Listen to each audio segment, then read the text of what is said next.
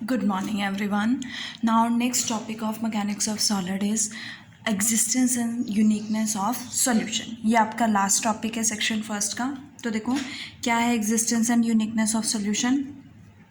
We know that हमने last video में दो बाउंड्री कंडीशंस की थी. First boundary value problem and second boundary value problem से हमने दो कंडीशंस फाइंड आउट की थी. तो जो हमारी फर्स्ट बाउंड्री वैल्यू प्रॉब्लम से बाउंड्री कंडीशन आई थी वो क्या थी? Phi of z plus z phi dash of Z conjugate plus psi dash of Z conjugate which is equals to f1 of s plus eta f2 of s plus some constant on boundary c.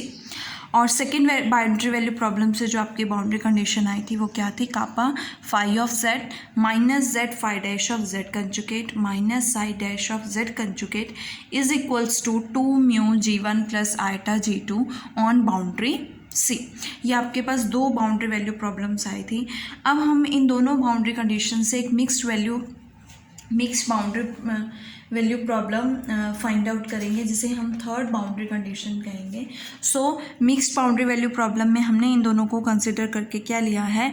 Alpha phi of T plus T phi dash of T plus beta psi dash of T conjugate is equals to F of T on C. और यहाँ पे first case में अगर मैं first boundary value problem की बात करूँ तो उस केस में आपके पास अल्फ़ा की वैल्यू क्या है? कंपेयर करोगे 1 आएगी.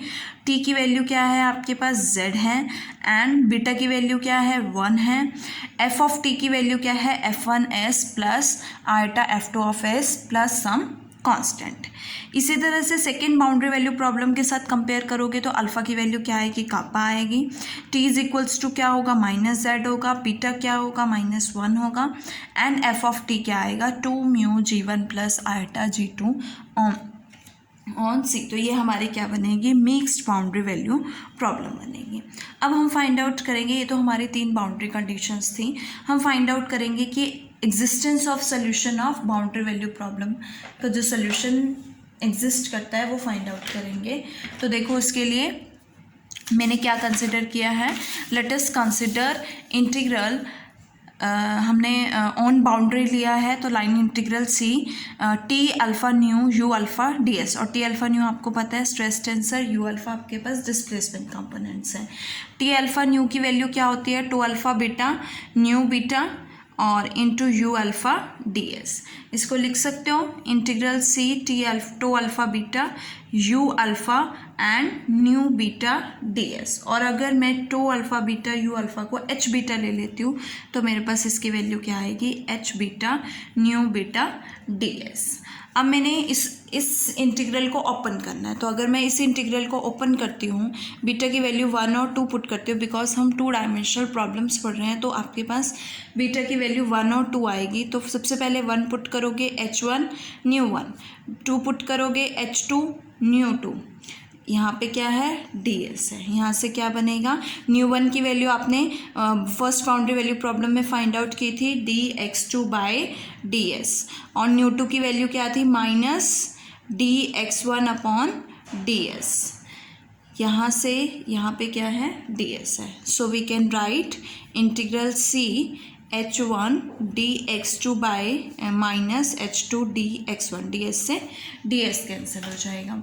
आपने ग्रीन्स थ्योरम पढ़ी थी या फिर हम स्टोक्स थ्योरम भी कह सकते हैं जिसमें स्टोक्स थ्योरम को कहते हैं Green's theorem in case of plane.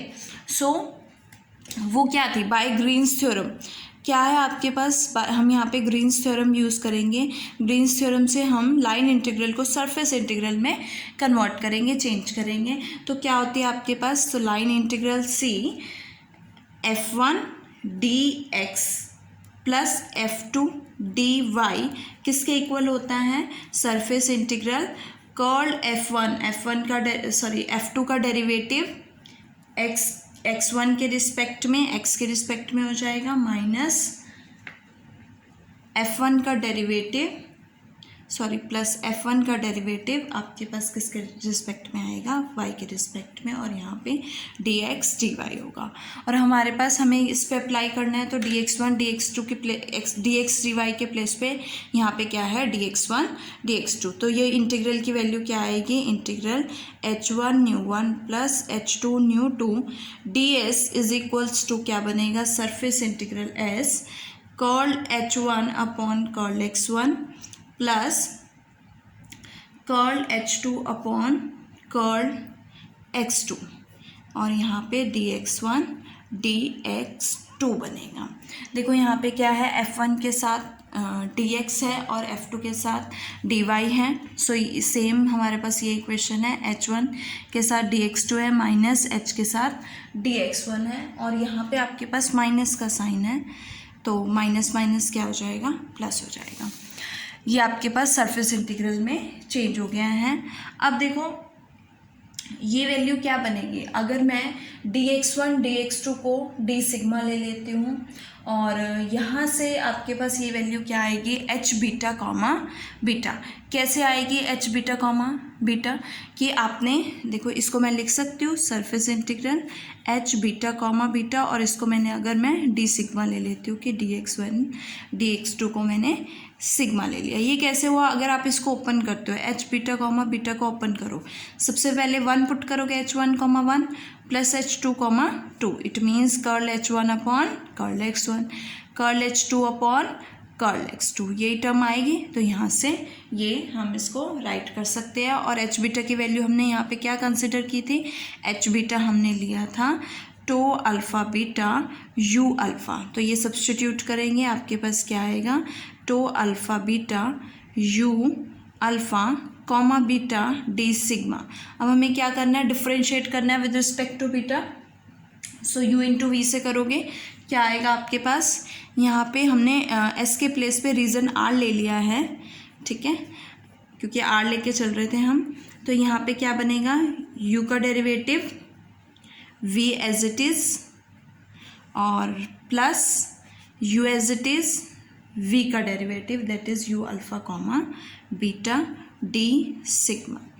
To alpha beta comma beta by equation of equilibrium आपके पास क्या होता है, tau alpha beta comma beta plus F alpha is equals to 0, तो यहाँ से माइनस एफ अल्फ़ा हो जाएगा और ये क्या बनेगा, negative of F alpha U alpha plus tau alpha beta. और यू अल्फ़ा कॉमा बीटा हमने क्या पढ़ा है, ई अल्फ़ा, यहाँ से हम यू अल्फ़ा कॉमा बीटा क्या होता है, ई अल्फ़ा बीटा बोलते हैं ना इसको, तो ये किसके इक्वल आता है, ई अल्फ़ा बीटा प्लस ये हमने इलास्टिसिटी में रिजल्ट फाइंड आउट किया है, यू अल्फ़ा कॉमा बीटा किसके इक्वल आता है, E alpha beta plus W alpha beta, जहाँ पे ई अल्फ़ा बीटा जो है आपका सिमेट्रिक टेंसर होता है और ये स्क्यू सिमेट्रिक टेंसर होता है, तो हम इसको राइट कर सकते हैं E alpha beta plus W alpha beta. अब डब्ल्यू अल्फ़ा बीटा क्या है, स्क्यू सिमेट्रिक टेंसर है, तो ये क्या हो जाएगा, 0 हो जाएगा।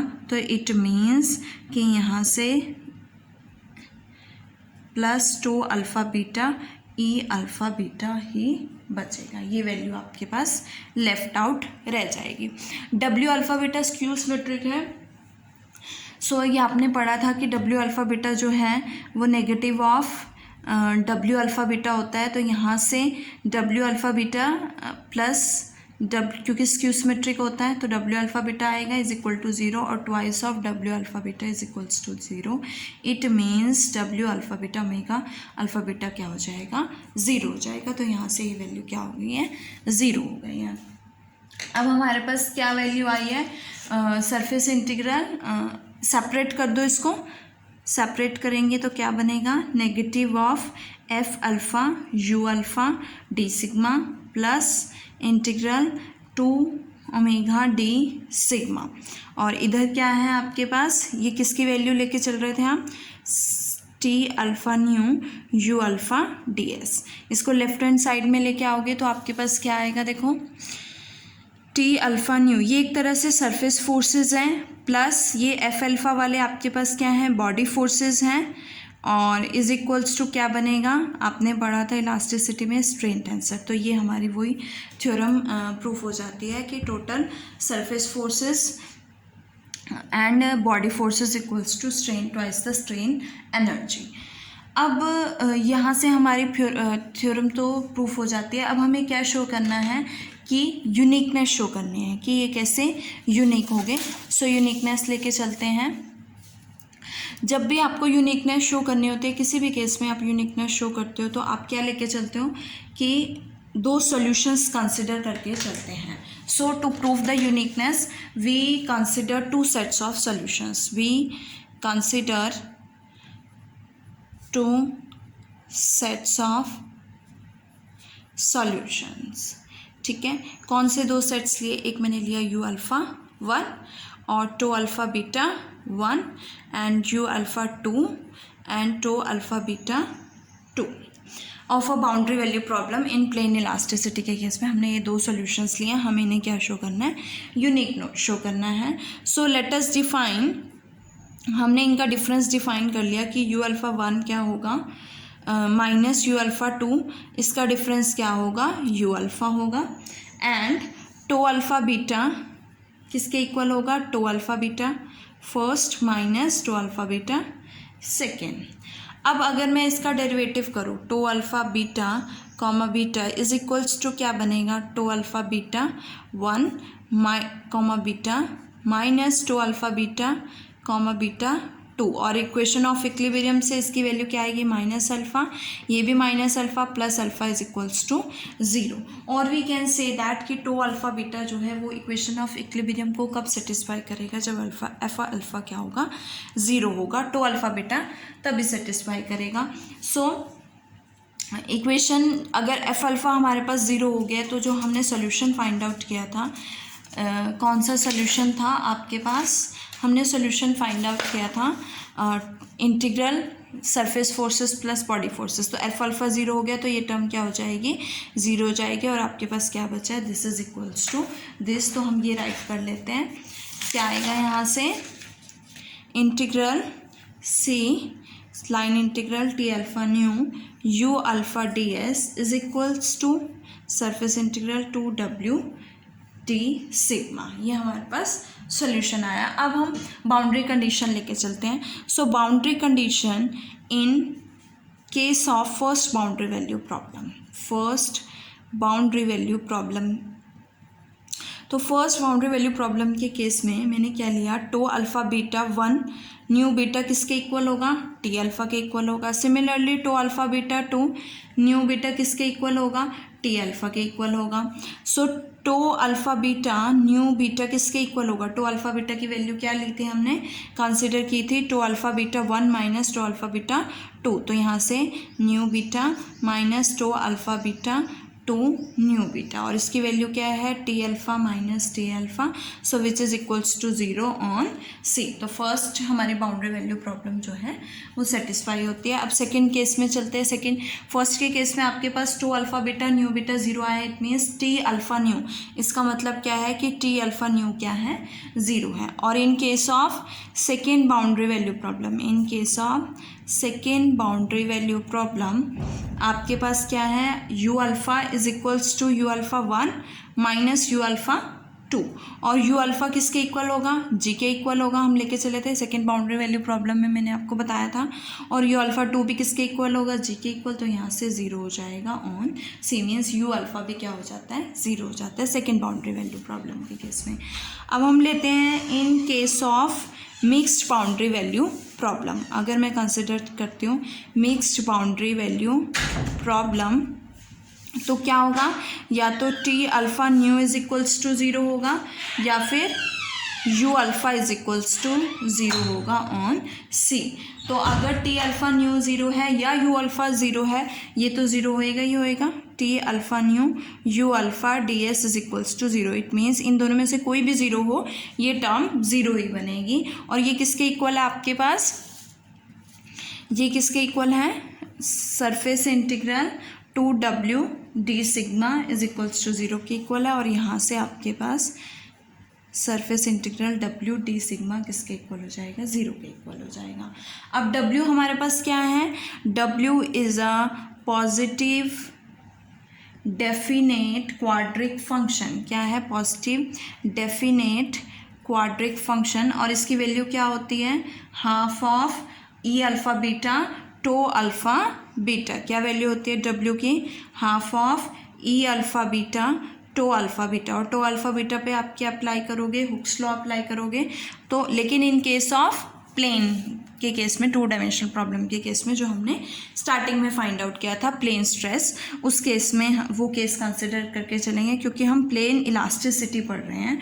सो यहाँ से λ1 θ1 del alpha beta plus 2 mu E alpha beta और इनटू क्या है ई अल्फ़ा बीटा। ओपन कर दो, ई अल्फ़ा बीटा को मल्टीप्लाई करोगे क्या आएगा यहाँ से, half of λ1 θ1 del alpha beta E alpha beta plus 2 mu E alpha beta square. यहाँ से हाफ ऑफ अल्फ़ा को बीटा को अल्फ़ा पुट करोगे तो λ1 θ1, ये तो D alpha del alpha alpha 1 हो जाएगा और ये क्या बनेगा E alpha alpha plus 2 mu E alpha beta square. और यहाँ से आपके पास क्या वैल्यू आएगी 1/2 λ1 थीटा की वैल्यू क्या है θ1 की E11 प्लस E22 और प्लस आपके पास क्या आएगा 2 mu E alpha beta square. अब हर एक टर्म जो है इसमें क्या है स्क्वायर में है, हर एक टर्म स्क्वायर में है, तो ये आपके पास इंटीग्रल क्या है 0 है। तो अगर ये 0 कब होगा, हर एक टर्म स्क्वायर में है तो मतलब कोई टर्म किसी से कैंसिल आउट तो हो नहीं सकते, तो इट मीन्स कि हर एक टर्म जो है वो सेपरेटली क्या होगी 0 होगी। और इस हर एक टर्म में ई अल्फ़ा बीटा भी है तो ई अल्फ़ा बीटा भी क्या होगा 0 होगा। तो यहाँ से आपके पास क्या बनेगा E alpha beta is equals to 0। So अगर ई अल्फ़ा बीटा आपके पास 0 है तो ई अल्फ़ा बीटा क्या है, E alpha beta 1 minus E alpha beta 2 is equals to 0। It means E alpha beta 1 is equals to क्या हो जाएगा ई अल्फ़ा बीटा 2 हो जाएगा। और यहाँ से हमारे पास स्ट्रेन टेंसर क्या हो जाता है, स्ट्रेन कंपोनेंट्स क्या हो जाते हैं, 2 सॉल्यूशंस के आइडेंटिकल हो जाते हैं। और अगर 2 सॉल्यूशंस के स्ट्रेन कंपोनेंट्स आइडेंटिकल है इट मीन्स वो क्या है यूनिक है। इसी तरह से जब हम हुक्स लॉ, अगर ई अल्फ़ा बीटा यूनिक है तो बाय हुक्स लॉ जो हमारे स्ट्रेस कंपोनेंट्स होंगे 2 सॉल्यूशंस के वो भी आइडेंटिकल हैं, तो टू अल्फ़ा बीटा 1 और टू अल्फ़ा बीटा 2 भी क्या हो जाएंगे 0। और यहाँ से आपके पास स्ट्रेस कंपोनेंट्स भी क्या हो जाते हैं यूनिक हो जाते हैं। और इक्वेशन ऑफ कंपैटिबिलिटी से हमारे पास डिस्प्लेसमेंट भी क्या हो जाएगी यूनिक हो जाएगी। लेकिन ये सब जो हमारा प्रूफ हो रहा है ये फाइनाइट रीज़न आर के लिए शो किया है। अब हम शो करेंगे in case of infinite region R कि अगर मैं लेती हूँ in case of infinite region R. Now अब हम करेंगे in case of infinite region R bounded by C, कि हमारे पास आर रीज़न है bounded by C and then we can extend the proof of uniqueness. So इसके लिए हमने एक फाइनाइट डोमेन ली है जो एक कंटूर सी से बाउंडेड है और सी किसके इक्वल है C1। सी के अंदर क्या है C1 C2 up to so on CM और एक सर्कल से bounded by circle C rho, जिसका ये हमने सर्कल C रो लिया है जिसका centre Z is equal to 0 है और इस रो के अंदर सभी C कंटेन कर रहे हैं, मतलब C1 C2 up to so on CM सभी कंटेन कर रहे हैं। तो इट मीन्स कि C रो जो है ये रिजल्ट जो है वो पूरी C रो के लिए एग्जिस्ट करेगा। तो यहाँ से integral T alpha new U alpha क्या हो जाएगा 0 हो जाएगा। और C रो जो है आपके पास फाइनाइट है, तो अगर ये फाइनाइट के लिए सेटिस्फाई कर रहा है तो अगर मैं रो को इन्फिनिटी अप्रोच कराती हूँ तो ये रिज़ल्ट उसके लिए भी ट्रू होगा। और इसी तरह से यूनिकनेस भी इनफाइनाइट रीज़न के लिए क्या हो जाएगी होल्ड करेगी। और इसके साथ आपका ये टॉपिक ख़त्म होता है और आपका ये सेक्शन भी नेक्स्ट वीडियो में हम नेक्स्ट सेक्शन स्टार्ट करेंगे।